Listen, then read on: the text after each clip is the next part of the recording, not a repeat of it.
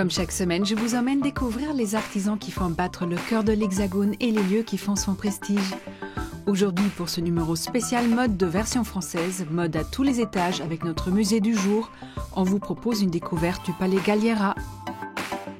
À la tête de Léonard, le directeur artistique Georg Lux apporte sa touche à l'histoire flamboyante de cette institution. Chez Valentino, Pier Paolo Piccioli modernise l'exercice de la haute couture en réinterprétant les codes de la maison. Dans l'atelier Maurice Arnoux, plusieurs savoir-faire prennent vie à nos pieds. Bienvenue dans l'univers de ces chausseurs parisiens.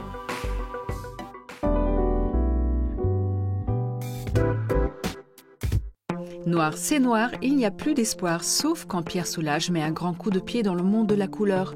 C'est en 1979 que l'artiste expérimente l'outre noir.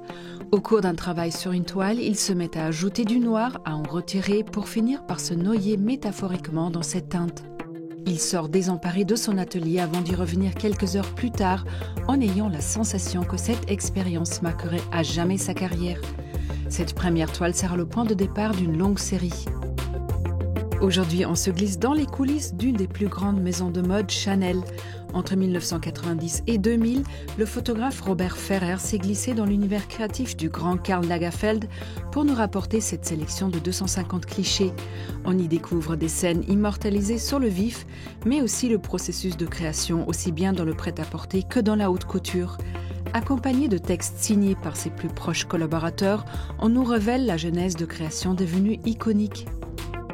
C'est dans les années 60 que l'artiste François-Xavier Lalanne donne vie à un drôle de troupeau silencieux. Ces moutons sont une œuvre composée de bronze ou de fonte d'aluminium noir et sont habillés d'un manteau de laine. Cet amoureux du bestiaire travaillera sur l'ovidé jusqu'à la fin de sa carrière en le déclinant en de nombreuses versions. Des collectionneurs comme Yves Saint-Laurent en font l'acquisition pour le plus grand bonheur de l'artiste qui souhaitait voir la campagne rentrer dans les appartements.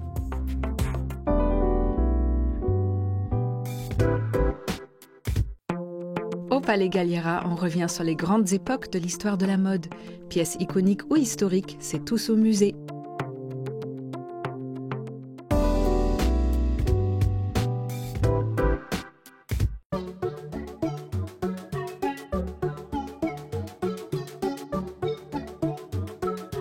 Le visiteur va pouvoir découvrir une histoire de la mode à travers 3 siècles de collections. On peut tout simplement se régaler, vraiment prendre plaisir à observer ces pièces qui sont absolument incroyables, fabuleuses, des tissus absolument magnifiques, et puis en même temps aller chercher des informations liées à l'histoire de la période, à l'histoire politique, sociale.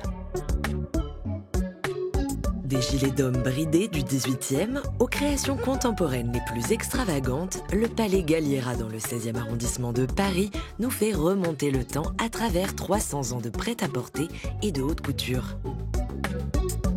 Tout commence en 1920 grâce à des peintres férus de tenues anciennes et qui fondent la Société de l'histoire du costume. Ce sont les premiers collectionneurs de ce qui deviendra le musée de la mode de la ville de Paris. Ces costumes anciens, ils les rassemblaient notamment pour illustrer leur peinture. Et on le voit très bien avec ces 2 pièces 18e, un casaquin féminin datant vers 1720 et cette magnifique robe volante datant vers 1730-1740 qui appartenait au peintre Gustave Jacquet, qui les a utilisés pour illustrer différentes peintures. On n'aurait pas notre collection aujourd'hui telle qu'elle est s'il n'y avait pas eu cette idée, cette envie de tous ces membres de la Société d'histoire de costume. Ces œuvres d'art textile sont aussi des archives historiques. Les collections révèlent par exemple les changements de courbe qui s'opèrent pour les vêtements féminins au XIXe siècle. Avec les robes à crinoline, le volume des jupons est réparti tout autour de la taille. Puis, les tournures font leur apparition et se généralisent, créant une protubérance à l'arrière des silhouettes. On les retrouve sur ces vestes pour femmes qu'on appelle des visites.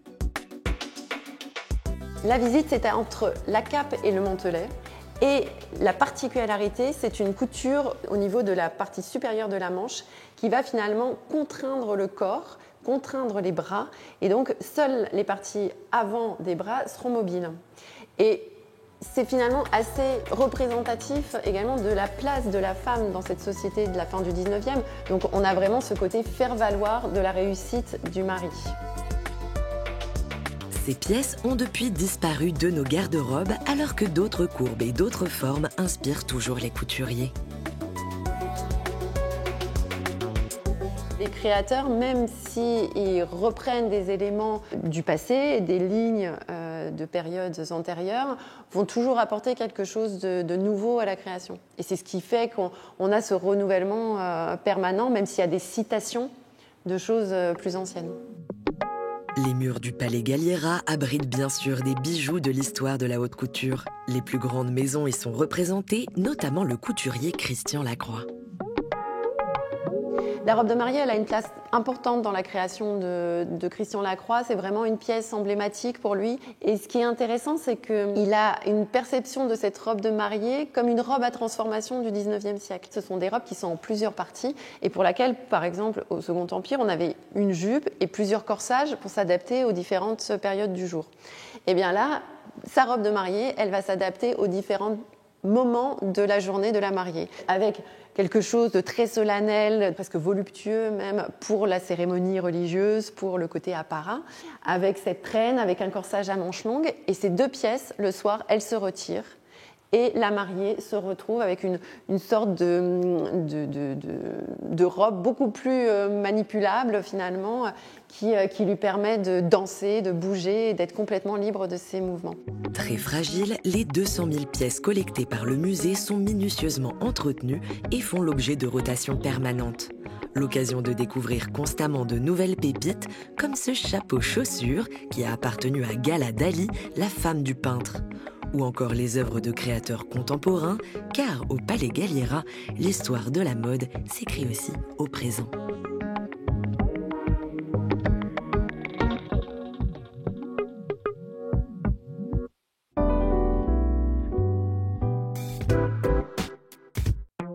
En s'inspirant de l'histoire de la maison Léonard, le directeur artistique Georg Lux fait souffler un vent de fraîcheur sur l'univers de la marque.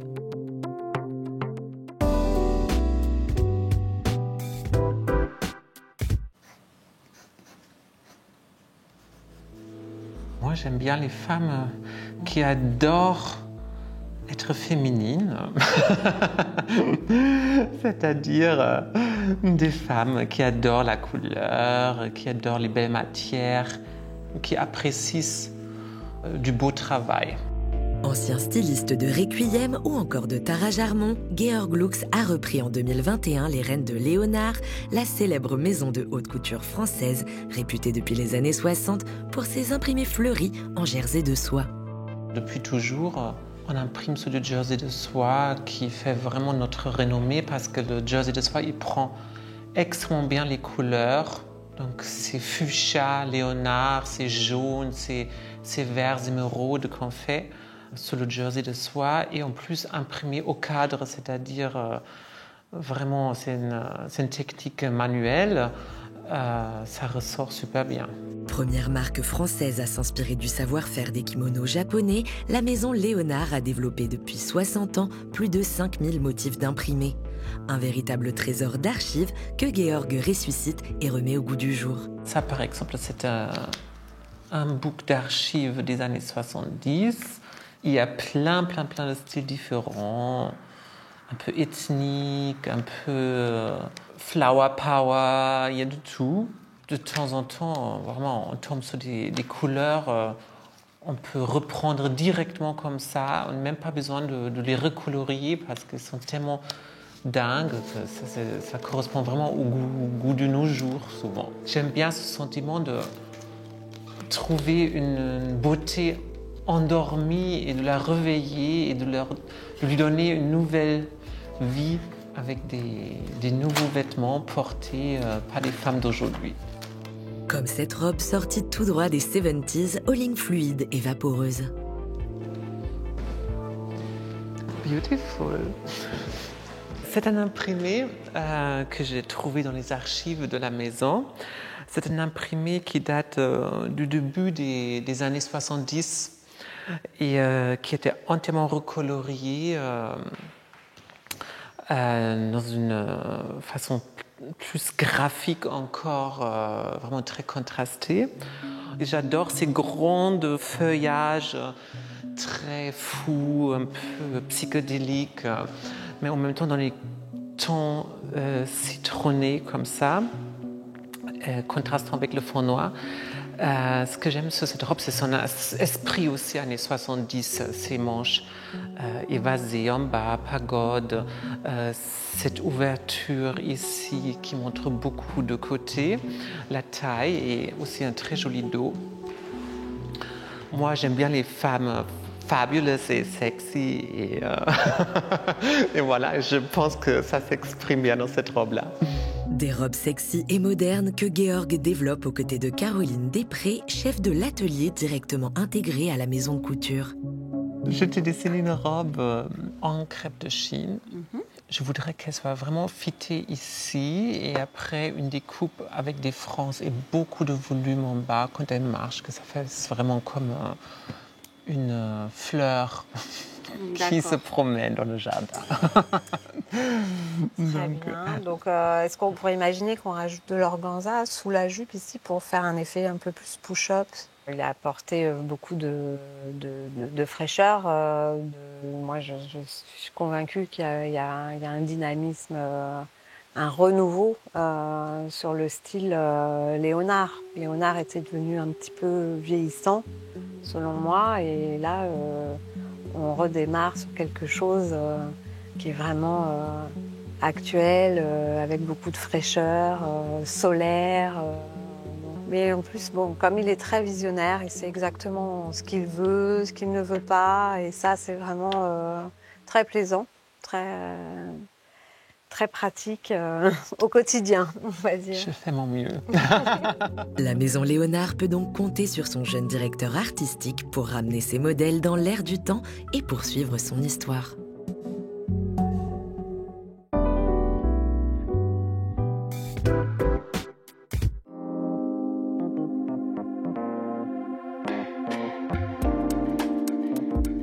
Bonjour Georg. Bonjour. Georg, vous apportez votre créativité à une maison avec un style reconnaissable entre tous. Comment le définir, comment le résumer en quelques mots?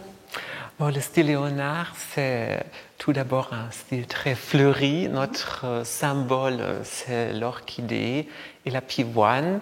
Et bien évidemment, la femme Léonard, elle est assez vive, elle aime bien montrer la couleur, elle n'est pas timide. Donc tout ça, ça fait le style Léonard. Vous avez la chance de pouvoir puiser dans plus de 5000 archives, je crois. Comment vous procédez? Je pars toujours d'une histoire assez précise qui m'aide après à me limiter dans mon choix d'imprimer, d'archives. Et voilà, ça vient d'un coup. Il y a un imprimé qui me saute à l'œil et les autres se construisent autour, mais c'est un long travail, bien évidemment, pour chercher tout ça. Parce que vous travaillez, Georg, avec le studio en étroite collaboration. Comment ça se passe concrètement? Alors nous avons un superbe bureau de dessin ici qui fait vraiment que la maison soit une maison d'héritage de savoir-faire français. Donc tout est fait à la main ici ou par quelques dessinatrices choisies à l'extérieur. Et quand j'ai trouvé mon thème de collection, je vais au bureau de dessin qui m'aide après à réaliser mon rêve et de le traduire en dessin. Vous êtes originaire d'Allemagne. La mode, ça a toujours été une évidence pour vous? Oui. Depuis petit? Depuis petit, je crois depuis que j'ai eu 10 ans. Et quand j'étais petit, mes parents, ils ont contacté une amie, Joséphine von Kreppel, exactement, qui m'a vraiment introduit et qui est une grande collectionneuse. Elle a créé aussi un musée de mode en Allemagne dont vous êtes occupé. Exactement. Elle a une grande collection de plus de 30 000 pièces. De 1900 jusqu'aux années 80 et quand j'ai rencontré Joséphine, elle était en train de construire ce musée, donc j'ai beaucoup aidé à archiver les pièces, à restaurer les pièces, de définir les époques, aussi la mise en scène dans les salles du musée. Voilà, ça c'était vraiment ma première expérience dans la mode. Dans les évolutions que vous comptez apporter à la Maison Léonard, il y a la création de ligne mode homme.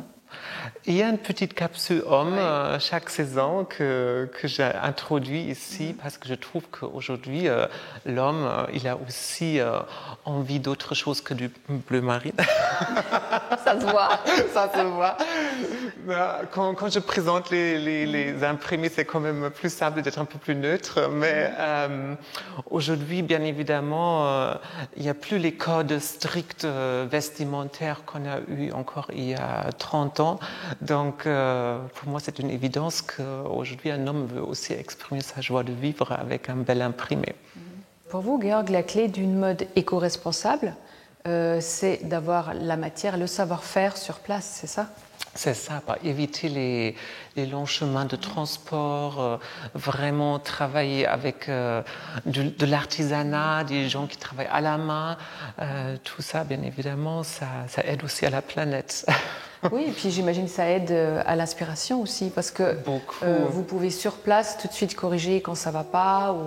Exactement. C'est à la fois un procédé plus lent aussi de travailler à la main, mais aussi beaucoup plus précis et c'est beaucoup plus inspirant. C'est magnifique. Merci, Georg. Merci, Catherine.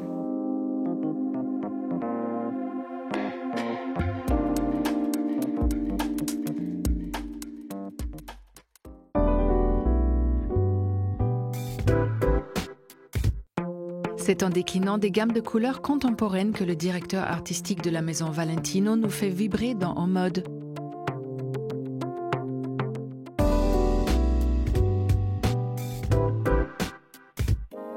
Comment moderniser l'exercice de la haute couture ? Cette tradition vieille d'un siècle et demi, régie par des codes rigoureux et une sacro-sainte appellation. Démonstration avec Valentino, où Pier Paolo Piccioli s'est mis en tête de la faire vivre dans son temps. Car la haute couture, c'est avant tout des traditions anciennes. Celles du travail à la main, du sur-mesure et des artisanats les plus précieux, transmis de génération en génération. Ce sont des robes vendues des dizaines de milliers d'euros à une petite poignée de femmes dans le monde. Et aussi spectaculaires que soient ces créations, elles peuvent parfois sembler désuètes, en décalage avec la mode du XXIe siècle. Pour la moderniser, Pier Paolo Piccioli en dissèque les codes. Pour sa collection hiver 2022, il a plongé dans l'histoire de Valentino pour la faire dialoguer avec son temps. Fondée en 1960 par l'italien Valentino Garavani, la marque est symbole de glamour à l'italienne. Une mode dramatique et vaporeuse, faite de mousseline de soie et de volants, mais aussi de silhouettes plus strictes qui allient la souplesse et la structure. Il en a gardé les volumes aériens, les formes arrondies et généreuses, et bien sûr, le rouge Valentino, cette teinte profonde et charnelle, signature de la maison.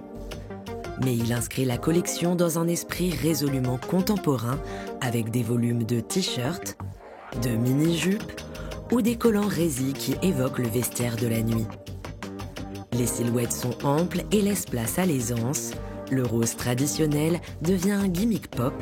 Les chemises et débardeurs prennent des airs de haute couture. La collection défile sur la Piazza di Spagna de Rome, un clin d'œil aux années 80 et 90, durant lesquelles les grandes marques italiennes présentaient chaque année leurs créations dans ce même lieu, dans un grand défilé retransmis à la télévision. Une façon pour le créateur de revenir à un format plus démocratique, ouvert à un public plus vaste et porté par un casting jeune. Mais c'est dans le travail des couleurs que s'inscrit toute la modernité de Pier Paolo Piccioli. Le créateur maîtrise mieux que personne le cercle colorimétrique et en fait un usage radical qui part du rouge Valentino pour aller vers du jaune néon ou du orange fluo, des tons presque athlétiques qu'il applique à des robes de soirée. Il joue avec les verts, les pourpres, fait contraster les teintes et les matières et applique de l'argent jusque sur le visage des mannequins. Il rappelle ainsi que la mode est aussi une question d'interprétation et qu'il suffit parfois d'une couleur pour créer du neuf. On en oublierait presque la dimension inaccessible de cette collection couture. Et c'est bien là le but. Plus que du désir pour ses propres créations, Pier Paolo Piccioli crée du désir pour la mode, pour le fait d'expérimenter, d'oser et de se montrer. Une façon on ne peut plus pertinente de parler de vêtements à notre époque.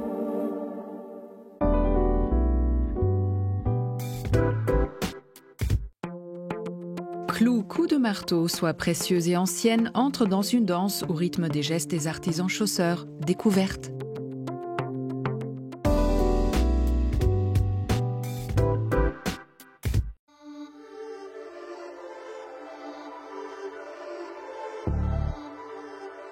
Dans les années 50, les gens ils savaient ce que c'était. Il y avait des bottiers dans tous les quartiers, il y avait 2 ou 3 bottiers, en plus des cordonniers. La chaussure sur mesure est désormais surtout présente dans les maisons de haute couture, mais aussi dans cet atelier associatif du 18e arrondissement de Paris, fondé par Maurice Arnoux en 2005. Rejoints par 2 autres maîtres bottiers, leur but était de faire perdurer ce métier peu connu, qui est pour eux une passion.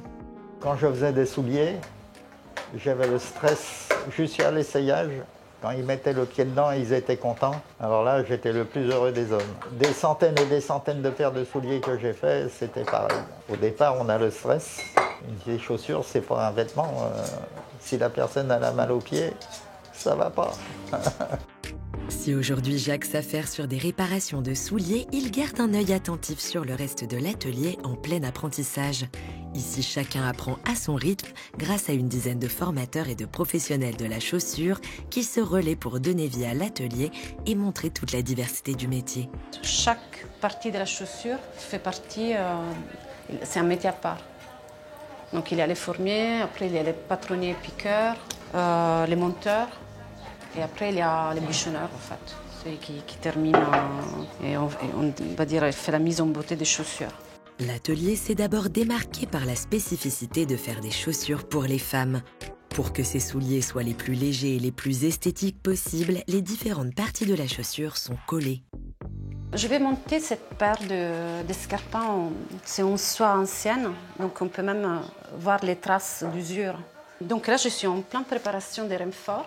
Donc toutes les parties qui vont permettre à l'escarpin d'être en forme et d'être aussi confortable. Après quelques années pour maîtriser le métier, il faut en tout environ 20 heures pour réaliser une paire de chaussures de A à Z. Une paire qui durera très longtemps. Les chaussures sur mesure sont toujours plus légères en fait, par rapport aux chaussures industrielles. Donc si tu prends un escarpin qu'on fait ici, il a une légèreté, tu te dis, bon, oui, avec ça, je peux en effet marcher des heures et des heures.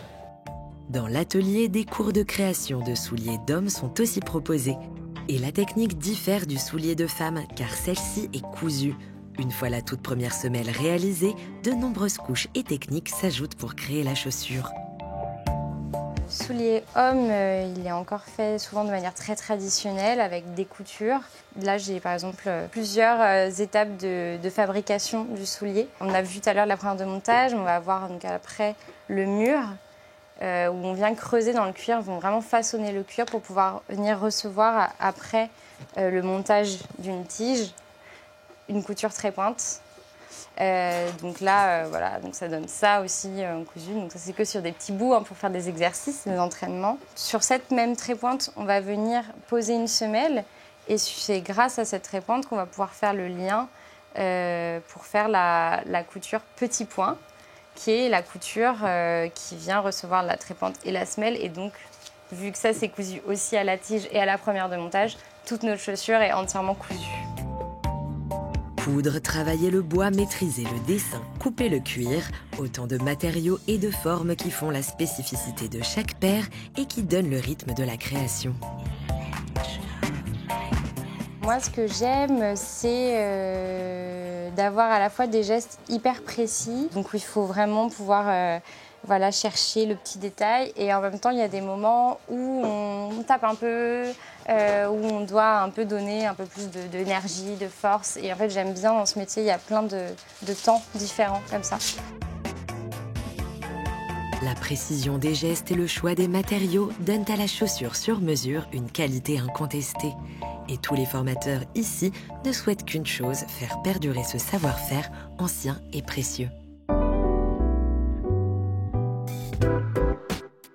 Version française avec ce numéro spécial mode est déjà terminée, mais on se retrouve très vite pour toujours plus de découvertes. Bye!